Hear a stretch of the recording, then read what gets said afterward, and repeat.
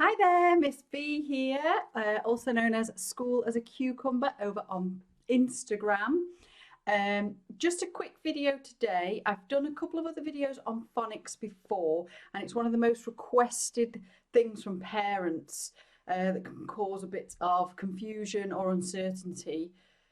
There's a big push for it in schools. It's fundamental in year 1 and year 2.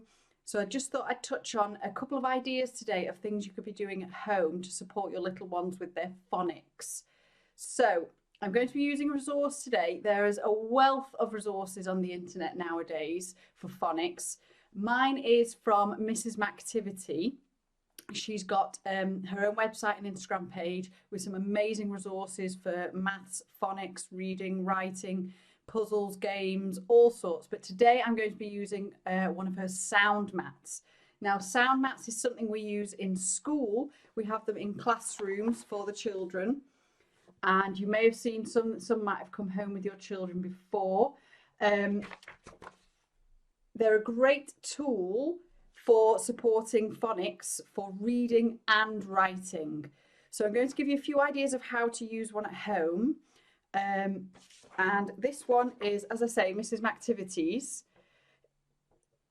It looks very simple, and it's just getting the child used to using it. So a sound mat is effectively a group of sounds that hopefully your child will be learning and starting to recognise and be using in their reading and writing. And it's linked to when they're reading or trying to spell or sound out a word. So when reading with your child, the best way to use a sound mat is to make sure they are familiar with the sounds on the mat as best as you can. And as you can see, there are some brilliant, bold, simple images and pictures for each sound. So k for cat, most children will recognise a cat and hopefully know that k is the first sound. So get them used to the sounds and the letters that are on the sound mat. Then when they're reading, if they come across a word or a sound or a letter they're unfamiliar with or unsure of, refer back to the sound mat, get them to find and match what they're looking for in their reading to help them, and hopefully they'll become more familiar with that sound and letter. Get them to sound out the word when they get stuck on a sound.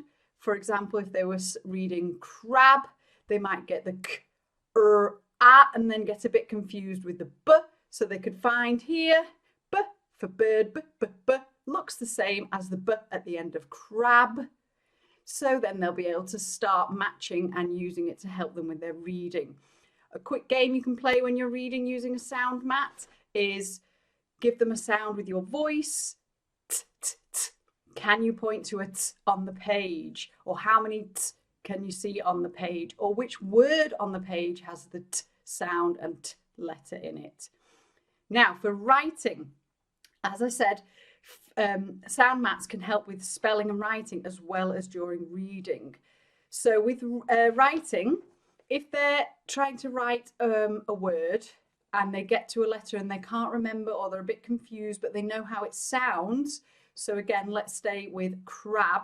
Perhaps they're trying to spell it and they've got the k sound, but they can't remember which k it is. Hopefully, if they've been using this for a while, they will be able to find it and match it and have a sensible guess.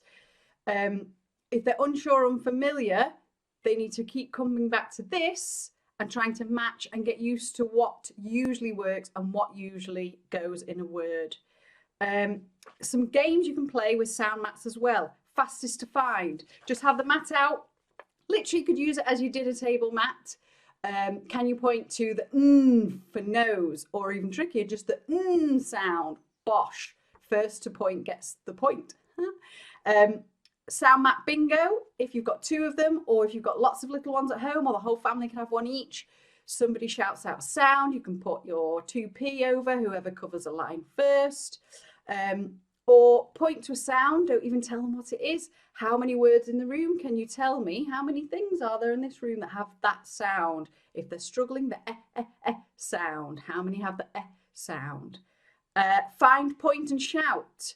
So find a word. Let's have piano. P, p, p. It starts with the p. Can you find the p on the sound mat? First to point to it gets the point. Loads you can do.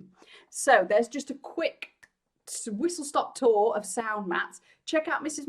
Mactivities and check out my Instagram for more help on phonics, and I've got some other YouTube videos. Let me know if that's been helpful, if there's anything else you want to know about phonics, and thank you for watching.